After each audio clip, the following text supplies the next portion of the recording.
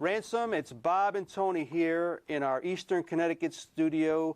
Thanks for joining us, sir. Hi, Ransom. Hey, how are you, Tony? How are you? I'm fine. How about you? We are fine. We're honored to have you.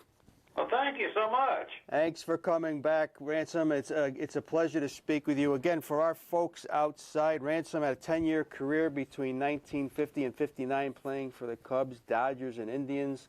Played close to 1,000 games, hit over 100 home runs, 261 lifetime hitter, two-time All-Star, played in the 1956 World Series, and of course we are privileged to have him as a guest on our show. Ransom, and we also always like to bring you back to your youth and talk about your upbringing in Arkansas, Ransom. We always like to know what kind of sports did you play as a kid, and who are some of your heroes growing up? Well, you know, this was during the Depression, Tony. It's a different story back then. You know, we had no TV. Mm-hmm. The only radio we had was they had the Little Rock Travelers on the radio.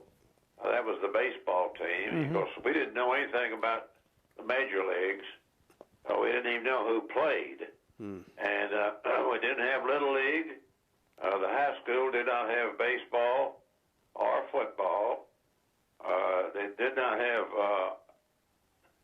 they didn't have money. That's what it all broke down to. Mm. So what we do, we just go and find a vacant lot or a junior high school field or just something, and we'd, as many guys who showed up was how many played. If 3 or 4 guys showed up, we'd take up a game with that many. If 20 showed up, we'd have 10 on one side and 10 on the other side. Mm. So there wasn't much organization back in those days. You just kind of did what you could find. And Ransom, Tony and I marveled at the fact that you were able to play 2 sports in college. How was it being a student athlete back in the 1940s? Was that a tough undertaking for you? Well, I was in the Navy officers training program at the time, and I never should have gone out for sports because we got up at 5:30 in the morning and we ran around the field for an hour, and then we went back and got dressed, ate breakfast, and started at 8 o'clock. We'd start classes and we wouldn't get out till 3:30.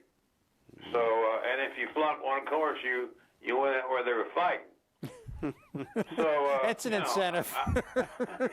I had no reason to put some sports on top of all that because we were studying physics, chemistry, trigonometry, how to shoot down a ship from 20 miles away, So, and find out where you were on a starry night. So we were doing all these things, and I just thought I wandered out on the football field just to, when I was at TCU, that's the first place they sent me.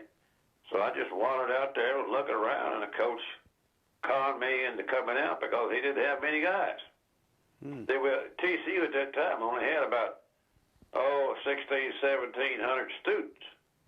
And and then we had about 500 Navy guys, and that was the campus. So they were looking for any help they could find. If they could find anybody, they put them on the field, and so the coach asked me where I played in high school. I told him we didn't have it in high school. The coach, incidentally, was a guy named Dutch Meyer, who was in the Hall of Fame. Right. Wow. And he said, well, go out there and work out with the lineman. And so I went out there, and I was a monster. I was 6'1", 165 pounds. That's a good size for a lineman. And so after the first day, I walked. We were hitting heads, and I looked over and I saw the backfield guys. There weren't that many, about 10 of them, and they were just throwing the ball around, having fun. So that's when I walked walked up to Coach Bauer afterwards. I said, Coach, I'm not a lineman. I'm a backfield guy. And he said, okay. So that's when I started playing, and I ended up playing, averaging probably over, I guess, 35, 40 minutes a game. And we ended up winning the Southwest Conference. And it was weird. So that's how I got into organized sports. And then I played 1 year of baseball there, which, you know, I never played any organized baseball, but I went out there at TCU, and Coach Bauer was the baseball coach too. And we didn't win the Southwest Conference, but I ended up leading the league in hitting. So, and then they closed that, and they sent me down to the University of Texas. They closed down the whole Navy program, and they sent me to Texas, where they had a Navy program down there. And the coach down there, a guy by the name of Dana X. Bible, who's in the Hall of Fame also, he called me over. I was still in the Navy, getting up at 5:30 in the morning. He called me down into his office. He said, "We need you." And I played against you last year. I saw you play. So we need you. We don't have that many guys either. And I said, well, I don't know, Coach. I've got to pass every course. I don't particularly care about going to South Pacific.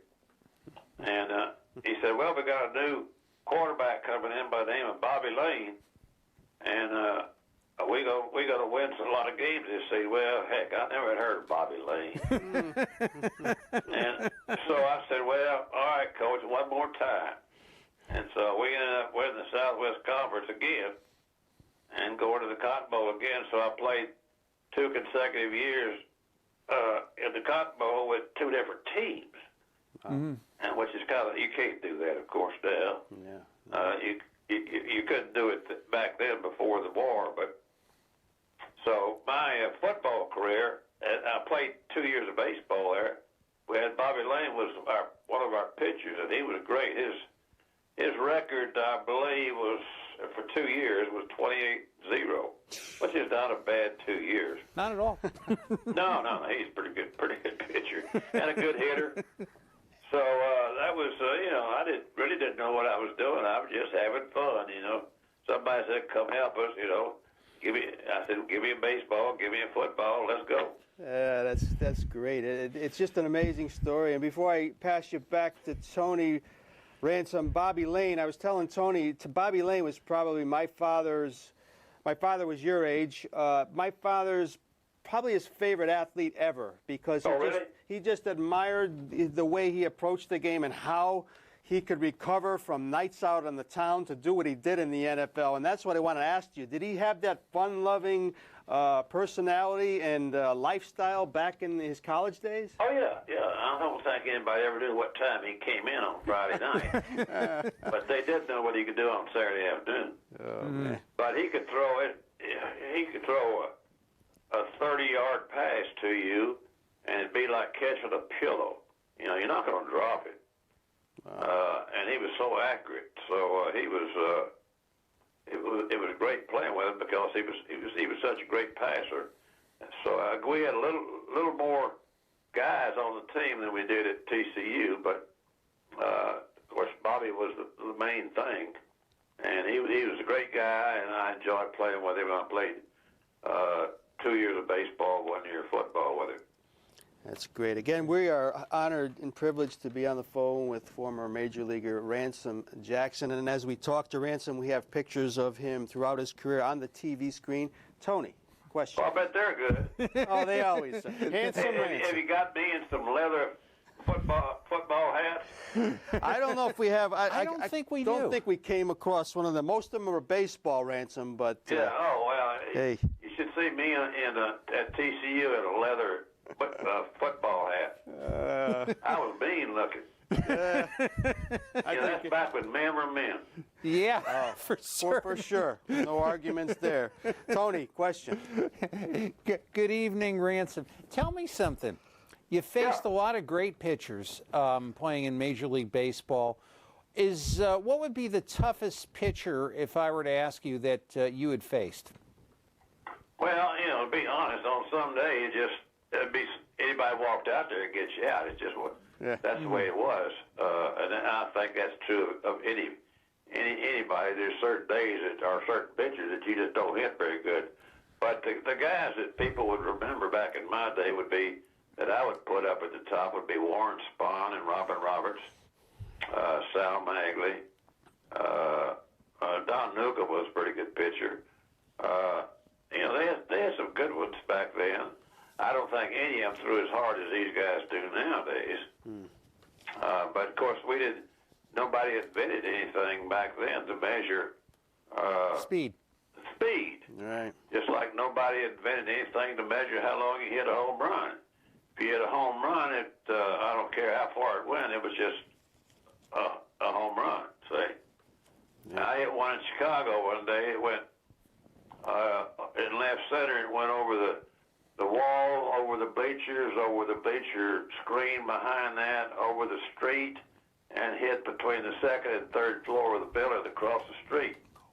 And in the paper the next day, it said, Randy Jackson hit a long home run. Now, no exit velocity on that. no, I figured it was about, as far as I could figure it, 50 years later, it was probably about, 460, 480, something like that. That's a Wow. shot. Boy, oh boy. And Randy, when you were playing in Brooklyn, that must have been an incredible experience. I guess one time I was reading you were befriended by a mobster. Is that correct? That wasn't in Brooklyn. That was in Springfield, Massachusetts. Oh, right up the road here. Yep. Wouldn't think they had such people up there, but please tell us about it. Well, this was an interesting guy. The people up in Springfield, they came out to the games, but as soon as it was over, they'd be gone. By the time we taken a shower, we'd go out there, everybody's gone. And that's just the way they were. And so, but this one guy, he'd hang around, he'd talk to the players, and so I talked to him quite a bit. And his name was Sam Kothari, and Cufari. You can still look him up online today and find his name. But he had a big nose Sam, and that was his nickname. They gotta have a nickname. I asked somebody one day. I was talking to him quite a bit, and he's always talking about baseball. And I asked somebody, "Who is that?" They said, "Well, that's Sam Kothari. He's the mafia guy here in town." And I said, "Oh," but he never asked anything, and he was always, he'd say, "You want to borrow a car?" And he had a restaurant downtown. And I think the good stuff went on in the basement, but I never went down there. And he'd go down there. He'd give you a free meal, just anything. Just a really nice guy. And he took me out to play golf a couple of times at the golf course, and had at 8 o'clock in the morning, this big limousine pulled up in front of my apartment, and this guy would come out, knock on the door, and my roommate and I'd go get in. We'd go out there and play 18 holes. We'd come in, and it wouldn't be anybody in the dressing room, but there'd be a big table full of all Italian foods. Oh. And so we'd eat for an hour, but there wouldn't be anybody else in there but us and his friends. And so after that, I went up to Chicago to stay, and about a year later, I just finished. We were in North New York, playing the Giants, and we had 3 straight double hitters in September, which is tough. 3 September. Oh, yeah. Three straight double hitters is hard enough, but to play it in a hot September is tough. I just finished 6. Let's see, I already played 4, and next day I was going to play the other 2, and I was going to bed early, about 9:30. The telephone rang, and it was Sam. And he said, "Randy, it's Sam. How you doing?" Sam Kothari. I said, "Fine, Sam. How you doing?" And he what are you doing? And you're in town. He said, yeah, I'm down the street here having supper. I just want to say hello and want to know if you want to stop by and see me. And I said, Sam, you know, I got another doubleheader, just finished 2 straight doubleheaders. I got another doubleheader tomorrow. And I'm kind of tired. He says, come on down and see me. And I said, well, I'll be right down there, Sam. And so Good guy to have on your side. Got out, got dressed, went down there, it was only about 3 blocks away, so it wasn't that bad. Mm-hmm. And the maitre d', I said, where's Mr. Kothari? He says, he's in the back. So I went in the back, and there was a long table that had about 3 couples on each side, and Sam was sitting at the other end. And he waved to me, and he said, come on down. So I went down, and we talked baseball. He wanted to know all about what I was doing, just as nice. And while he was eating, they served him a plate. And he says, you want some of this? And I said, well, not really. I'm not very hungry. I said, what is it? He said, it's octopus, calamari. And I said, I don't believe so. He says, have a bite. I said, yeah, I'll have a bite. And so, it's like getting a fork full of Goodyear rubber, or what it was. And but I ate it, and we talked a little while longer, and I said, Sam, I got to get back to the hotel. You know, it's after 11:30, and I got to get to bed. I got a doubleheader. He said, sure, fine, great to see you. But I think I saw the next year that he had a big spread at the New York paper. They'd convicted him, and he was in jail. But I got to know a mafia don, and I don't guess there are many people in the world that had that privilege. Oh, good guy to have on your side Yeah, back for in sure. the day, Ransom. But that's some story. And you know, it's amazing to me, Ransom, that your major league debut, May of 1950. It's just over 67 years ago. I'm sure it's amazing to you. I was just wondering. You don't have to tell me that. Yeah, my goodness, and just the fact that you can remember the things you do is incredible. I wanted to know if you have recollection, of course you do, of that first game when you took the field at Wrigley Field. What was going through your head at the time? Well, I think it was just the fact that I had played let's see, I'm thinking of the years. My first year, ball 48, 49, and in 1950, I'd played about 18 games before they sent me back out and then brought me back. So I played about 18 games total, which made me ineligible for next year in 1951. Willie Mays and I had about the same records, and he got Rookie of the Year, but I was not eligible because I had played those 18 games the previous year. Yeah. But he would have got it anyway. He had the New York press. I had the Chicago press, which wasn't very active at that time. But it was to go back that far. Remember a particular game. I remember some of the games that some interesting things happened. You know, grand slams and particular no hitters. You know, I've been in 3 no hitters, and remember those. But I have vague recollections of the first game of hitting the home run. I remember Pee Wee Reese didn't think it was a home run. He thought the guy reached over the wall and caught it. And I remember him running up down the field arguing about it. But they gave me a home run, and that was all there was to it. But there's so many things that happen in so many games. You just have to kind of pick the ones that are outstanding in your mind. Mm-hmm. And see, I'm the probably 95% of the guys I played with are no longer around.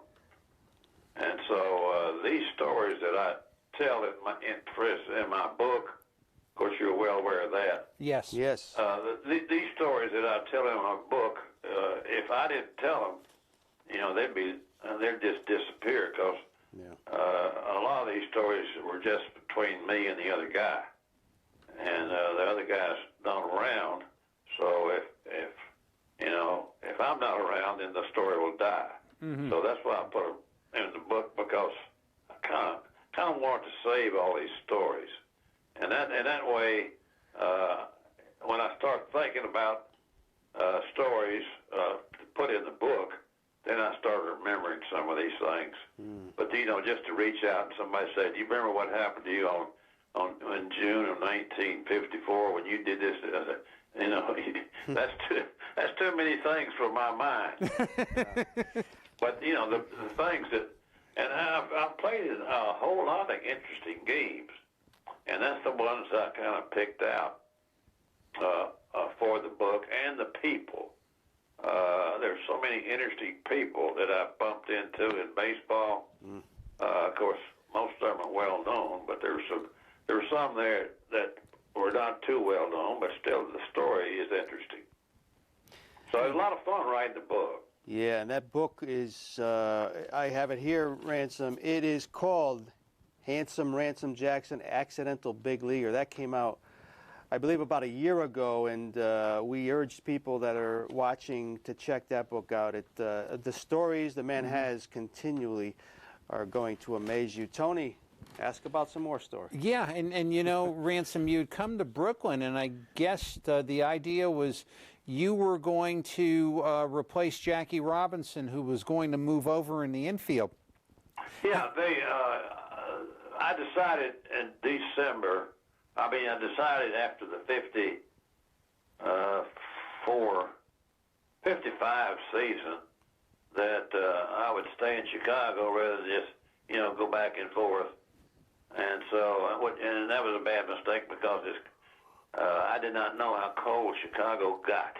And so in December, the telephone rang, and it was a friend of mine who was a sports writer, and he said, "Guess what?" I said, "What? You've been traded?" And I said, No. I just finished playing in 2 All-Star games for the Cubs, and they love me here. Why would they trade me? He said, "Well, they traded you." And I said, "First place, who'd they trade me to?" And he said, "Guess." I said, "Don't do that to me." And he said, "No, guess." So I immediately started low. I said, "Pittsburgh, nope. Cincinnati, nope." And I said, "Cut it out." And he said, "Well, you've been traded to the Brooklyn Dodgers." I said, "You are out of your gourd," because they had just won the pennant. They won the World Series the year before. Yeah. And, of course, everybody would like to, besides playing in All-Star games, would like to play in World Series. And I would never have a chance with the Cubs back then. Now it's a different story. But so I was very, very tickled to know that I've been traded for 3 guys. And, of course, I realized they told me why. It's because Jackie was retiring probably the next year.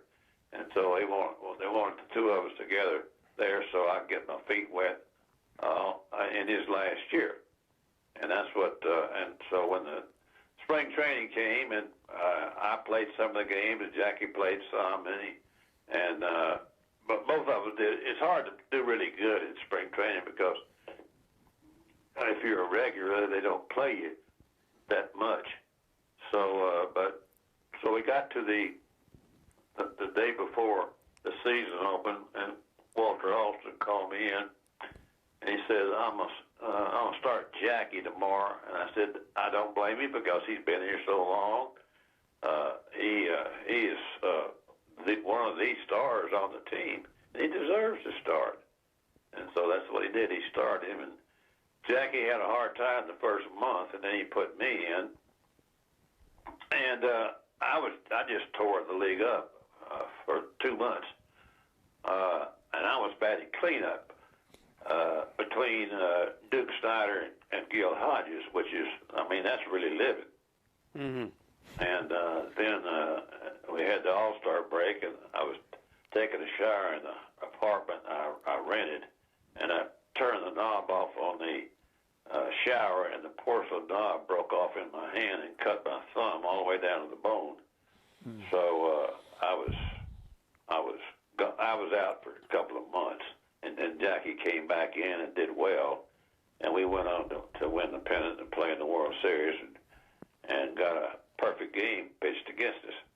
Now, you were, where were you during that perfect game?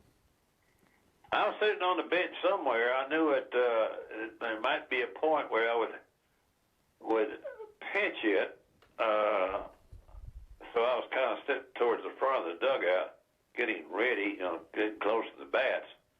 But they had a point there where they needed a pinch hitter in the last part of the game, but it turned out that we had one more left-hander on the bench by the name of Dale Mitchell, and so they got him. And if they needed another pinch hitter, it'd probably been me. But I wasn't in the game. I got to sit there with my mouth open, and I couldn't believe it. Did a pitcher like Don Larson with his record. I mean, not taking anything away from him, but most pitchers who pitch perfect games would have a much better record than he had. But he did it, and it's just one of those days it happened.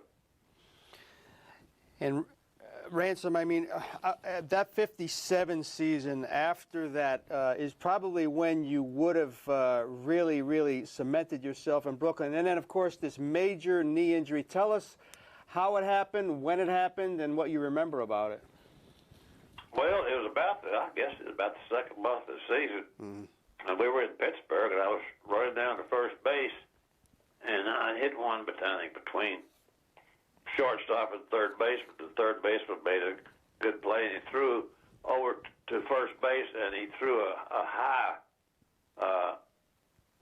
threw it very high, and the first baseman by the name of Dale Long jumped way up in there, and he's a big guy, and as my foot touched the first base bag, he came down on top of me, and it bent my left knee the wrong way.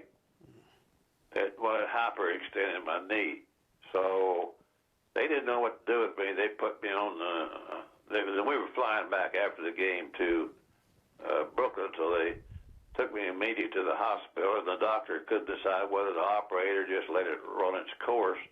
And so they kept me in a cast for a while, and so for a month or so I couldn't do anything with it. They didn't operate. And then it just took a while to come back. And so, I mean, it was, not a really bad injury, but an injury where you couldn't play. Mm-hmm. So that kind of ruined the rest of the year. And Ransom, am I correct in the fact that your big league career ended in Cleveland? No. Cleveland traded me back to Chicago, so my last year was with the Cubs.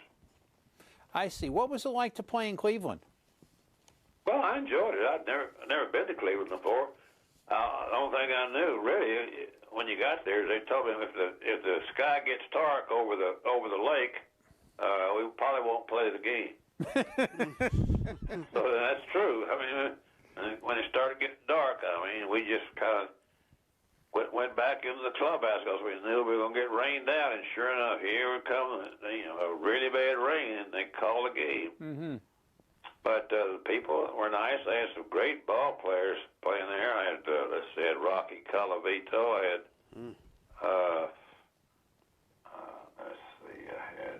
trying to think of, we had. I have a list here, Ransom. Simpson. I think Simpson. I have. Here's some of them for you right here. Mickey Vernon, Vic Power, Minnie Minoso, Larry Doby, Roger Maris, Vic Wirtz, Mudcat Grant, former guest on our show, Hoyt Wilhelm. Never heard of those guys. And you know what? One of our favorite. Well, one of your teammates there, Ransom, was Jimmy Pearsall, who grew up. Good old Jimmy. Yeah, there is a piece of work right there. He grew up in this area. My father went to see him play high school baseball. Said he was the best outfielder he had ever seen at that level. Well, his what do they say that his gas tank was not always full or something like that. Oh, yeah. Yeah, he'd do anything for a laugh, or so you hate to be around him because he was always doing something to attract attention. But good ball player, no doubt about that. But he was an interesting guy. And Ransom, looking back on your career, do you have any regrets? Well, my biggest regret is I didn't save everything that I should have saved. All these balls and bats and stuff that I accumulated over the years, All-Star games, World Series games, and autographs I should have gotten. And I could be sitting. We could be calling long distance from my yacht in the Caribbean if I'd saved all that stuff, but I didn't even think about it. Yeah. So I ended up with probably really nothing. I have a few things, but if I could have just saved all that stuff, I'd have been much better off. But I didn't. Well, nobody told me. Nobody knew. Nobody knew. We were just having fun, and we didn't really know what we were doing back then except playing baseball and making the big money. And you guys really did. I wanted to ask Ransom, during your off seasons in a 10-year career, Ransom, what would a typical off season be for you? Did you do a lot of baseball activities, physical fitness things? Did you just do out? No, as a matter of fact, nobody ever said anything. You need to run, you need to, to get in shape. We always figured you get in shape in spring training, and then you're ready to go into the season. But nobody said, you need to stay in shape during the off season. I had a laundry and dry cleaning plant in Lawton, Oklahoma with my dad. And I'd go back there for a few years and just work back in the back and, doing laundry. We had about 25 or 30 people, and I'm doing, I'd be waiting on people, wrapping up laundry. That's not really good exercise, is it? But, and then sometimes I wouldn't do anything in the wintertime. It just depends on where I was. So, again, nobody got me aside and said, here's what you do. You keep in shape and you work out. So when you're ready, spring training comes, you're way ahead of everybody. Nobody ever told me that. They just didn't. Back in those days, it wasn't a business or a job. It was just a bunch of guys that got together and played. And Ransom, who are some of the players and teammates that you had that remained very good and very close to you long after your career had ended? Actually, really none, because they're just done it. There were none that lived around here in Georgia. And my roommate Don Drysdale came here to see me a couple of times. And my other roommate Roger Craig, I've seen him twice. I saw him at maybe 3 or 4 times, because we had some Dodger get-togethers over the years.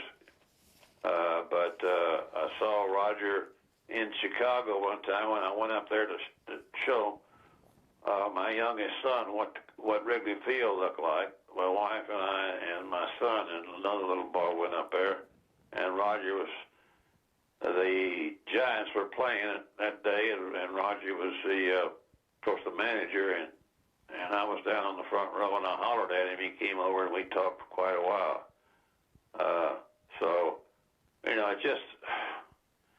I guess some of these guys are big on keeping in touch. But probably most of them live not too far away from each other, or in the same town, or on the same golf course. Yeah. Do a lot. And if I lived on a golf course with 10 other guys, we'd get together quite often. Yeah. But I I'd see a lot of these guys at golf tournaments. I played in a lot of golf tournaments, charity golf tournaments, and I would see them then, and that's about it. Tony, do you have a final question for Ransom? I didn't know, Ransom, that you roomed with Don Drysdale. Now, was he kind of a wild and crazy guy back when he was younger? No. He was 20 years old at the time, and Wow. they roomed me with him so I could take care of him. Wow. We went to Japan for a month, and he and I roomed together, and so I had to kind of watch out for him. And then he came to Georgia a couple of times just to see me. Mm-hmm. So we were just good friends. He was, and Don was a really nice guy. Yeah, well met, and he wasn't he wasn't a wild one like Bobby Layne. But he was a great guy, and I really hate to see him go so early. So early, yeah.